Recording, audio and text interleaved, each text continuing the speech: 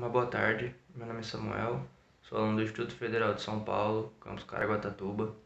Estou cursando o sexto semestre de Engenharia Civil e eu vou falar um pouquinho a respeito da minha pesquisa de iniciação científica, que tem como tema uma revisão sobre a avaliação das propriedades mecânicas e do coeficiente de permeabilidade de concretos permeáveis.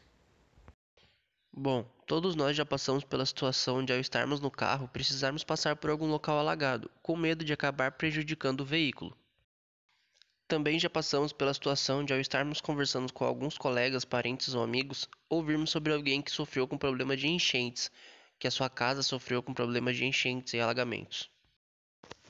Esses problemas de alagamentos e enchentes ocorrem por conta da urbanização, que faz com que ocorra a construção de grandes áreas impermeáveis, na maioria das vezes feitas de concreto, que é um dos materiais mais utilizados no Brasil.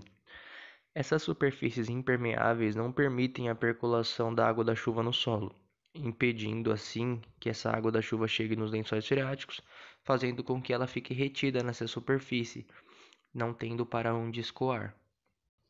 Uma solução para esse tipo de problema surgiu por volta de 1950 na Europa, que foi a utilização do concreto permeável, que é um tipo de concreto composto apenas por agregado graúdo, água e cimento, possuindo vazios interconectados entre si que permitem a passagem da água pela sua estrutura.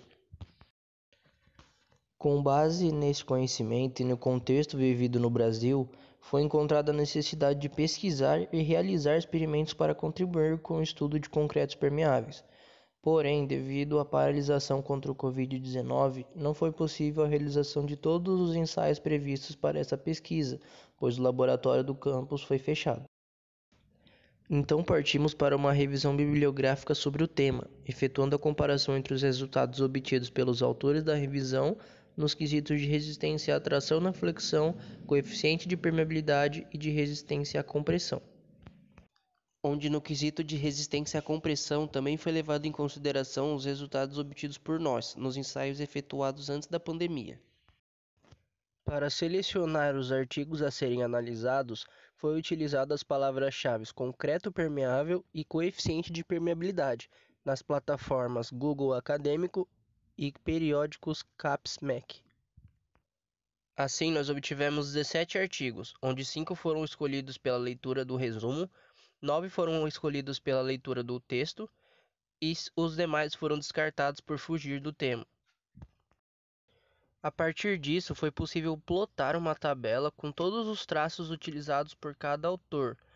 Traço é como uma receita, mostrando a proporção utilizada de cada material, nos mostrando quanto foi utilizado de cimento, quanto foi utilizado de brita e quanto foi utilizado de água, para posteriormente podermos partir para a análise da resistência à compressão, resistência à tração na flexão e coeficiente de permeabilidade, também ilustrados nessa tabela.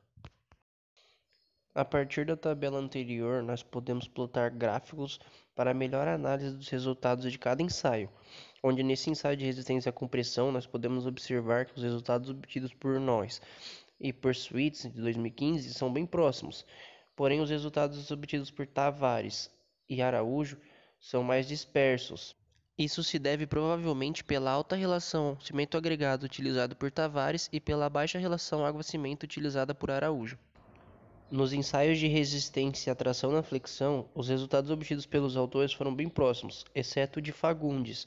Porém, ela utilizou como agregado graúdo a brita 0, diferente dos outros autores que utilizaram a brita 1. No ensaio de coeficiente de permeabilidade, nós podemos observar que os resultados obtidos pelos autores variaram bastante. Isso se deve pois cada autor usou um traço diferente, variando bastante a relação cimento agregado e a relação água-cimento.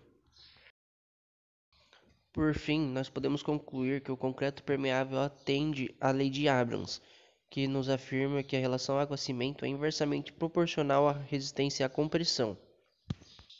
Também foi possível observar que apenas os artigos de Tavares e Sweets não atenderam aos requisitos estabelecidos pela NBR 16416 de 2015, que nos afirma que todos os pavimentos de concreto permeável devem atender ao coeficiente de permeabilidade mínimo de 0,1 cm por segundo. Isso se deve provavelmente à alta relação cimento agregado utilizado por ambos. Muito obrigado por assistirem até o final e até a próxima.